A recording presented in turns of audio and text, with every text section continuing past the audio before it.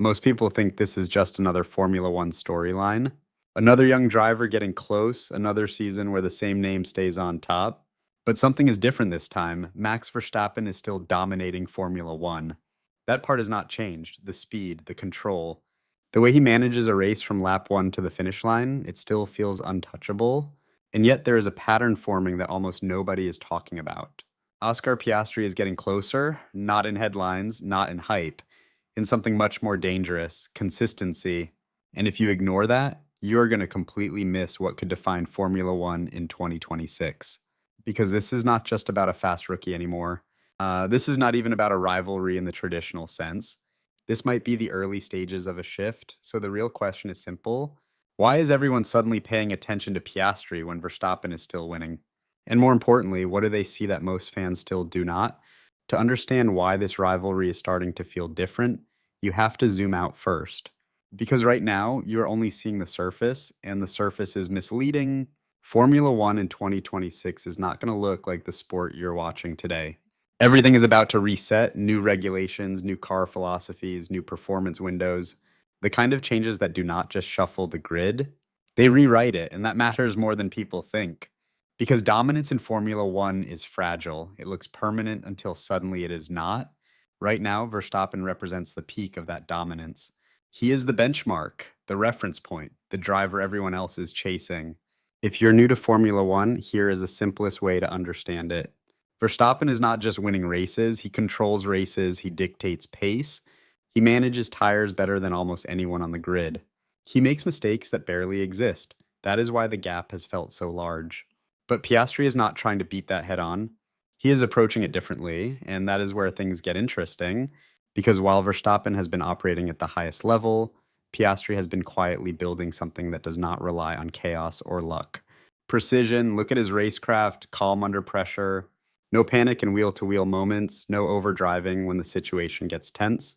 Look at his tire management. He stretches stints longer than expected. He keeps degradation under control in ways that usually take years to master. And most importantly, look at his decision making. There is no wasted movement.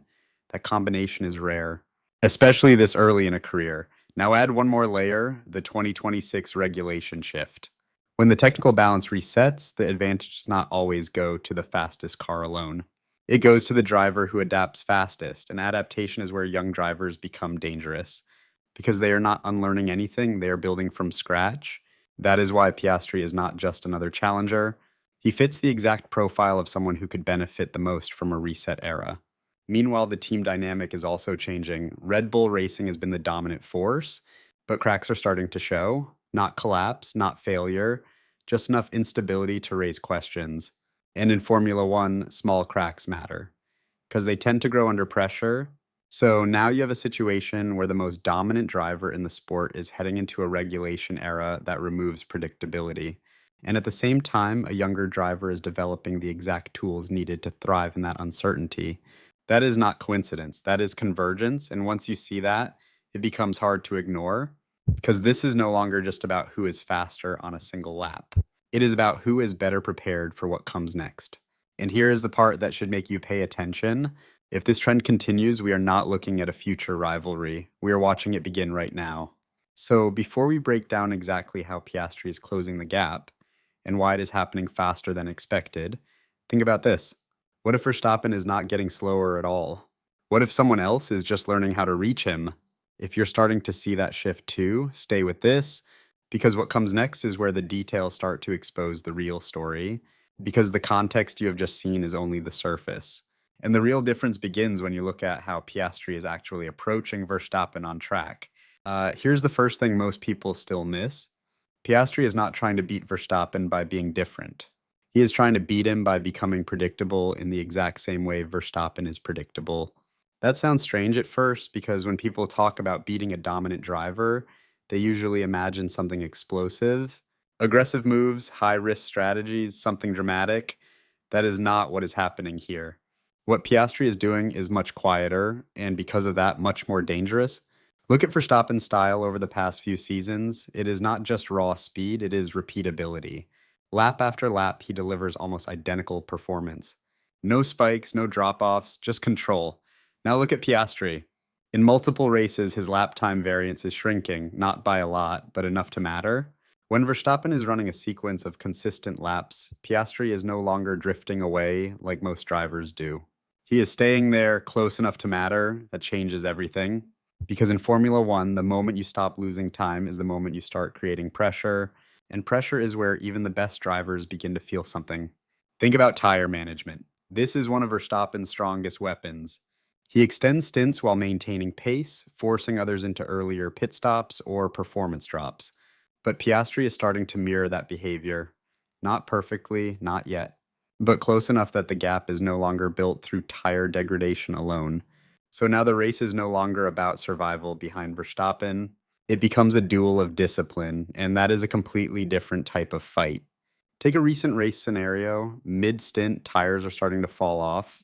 Normally, this is where Verstappen pulls away. He keeps the pace stable while others begin to slide. But Piastri holds position, not attacking, not fading, just staying there.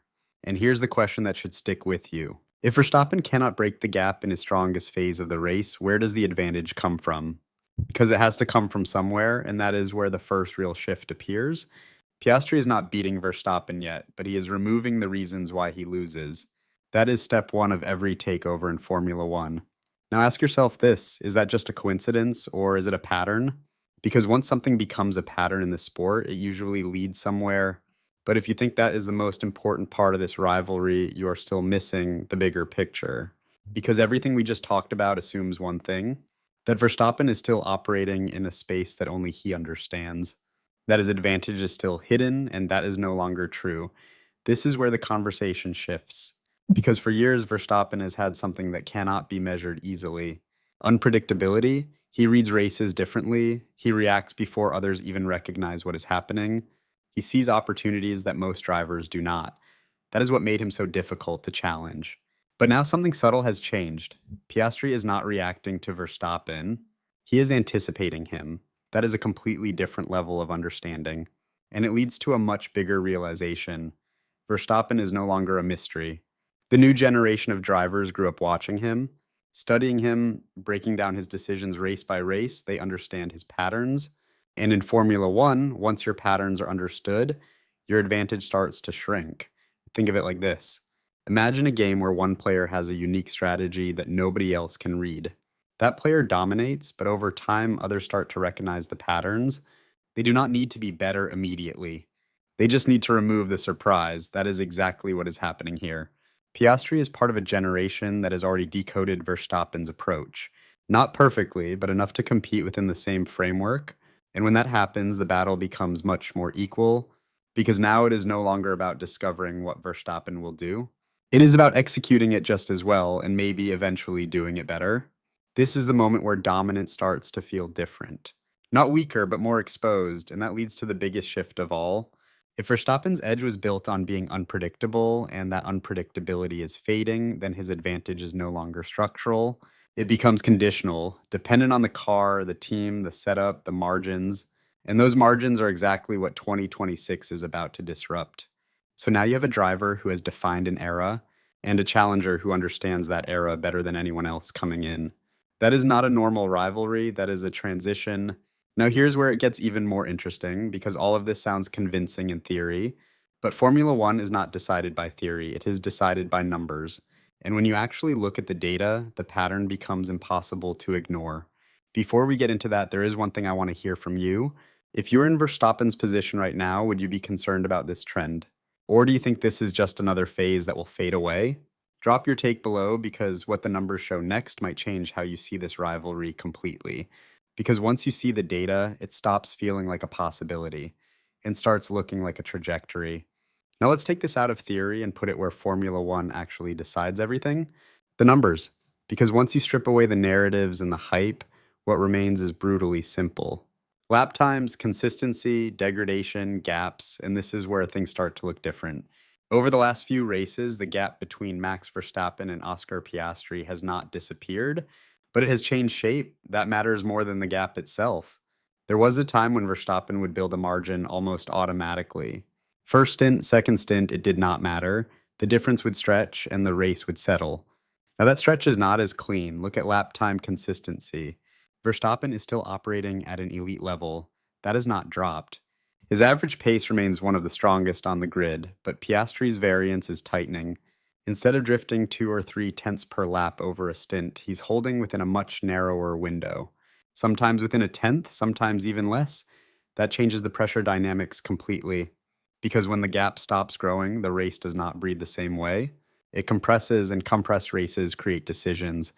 Now look at tire degradation. This has always been one of Verstappen's strongest advantages. He manages tires in a way that allows him to extend stints without sacrificing pace. That is where he used to break people, but in recent races, Piastri is not collapsing in that phase. He is holding the stint, holding the pace, holding the position, and again, he is not winning that battle yet, but he's not losing it either. That is the key. Because in Formula One, you do not need to be faster everywhere to change a race. You just need to remove the places where you fall behind. Now, layer in race scenarios, traffic, pit windows, undercuts, safety car timing. These are the moments where races flip. In the past, Verstappen had enough margin to absorb chaos. A slightly slower stop, a bit of traffic, it did not matter. The gap protected him. But when that gap shrinks, every variable becomes sharper. A 1 second delay suddenly matters. A mistimed pit stop becomes a risk. A car in dirty air changes the outcome. And this is where the rivalry becomes real. Because now you're not watching one driver manage a race. You're watching two drivers influence each other. And when that happens, the sport changes. Here's the part that confirms this is not just noise. Across multiple races, different tracks, different conditions, the pattern repeats. The gap does not explode, the pace does not collapse. The fight stays alive longer than it used to. That is not coincidence, that is trajectory. And if a trajectory continues long enough, it becomes inevitability. Not today, not even this season, but soon enough that you can start to feel it. Now take that trajectory and project it forward into 2026. New regulations will compress performance across the grid. That is what major rule changes do. They remove certainty. They reward adaptability. And adaptability is exactly where this rivalry becomes dangerous. Because Verstappen's dominance has been built in a system where everything aligned. Car team understanding, in a reset environment, that alignment is no longer guaranteed. And when the margins shrink, the driver who adapts faster becomes the driver who wins. Piastri has been building toward that moment, quietly, methodically, without forcing anything. And that is why this rivalry feels different from the start. It is not built on hype, it is built on progression. So what does all of this actually mean? It means that for the first time in years, there is a realistic path to challenge the most dominant driver in a Formula One. Not through chaos, not through luck, through convergence, through learning, through closing the gap piece by piece until there is no gap left to close. And if that happens, Formula One does not just get a new rivalry, it gets a new era. Because when a driver like Verstappen is no longer untouchable, everything opens up. Strategies change, teams take more risks, drivers believe they can win, the entire grid shifts. And that is why this matters more than a single race result. This is about control. Who has it now and who might take it next? So here's the question you should leave with. Is this just a phase where a young driver is getting close? Or are we watching the early signs of a takeover that will define Formula One in 2026? Because if it is the second one, then every race from this point forward is no longer just a race. It is part of a transition. And if you want to see how that transition unfolds and who actually takes control when the reset finally hits, stay with this channel.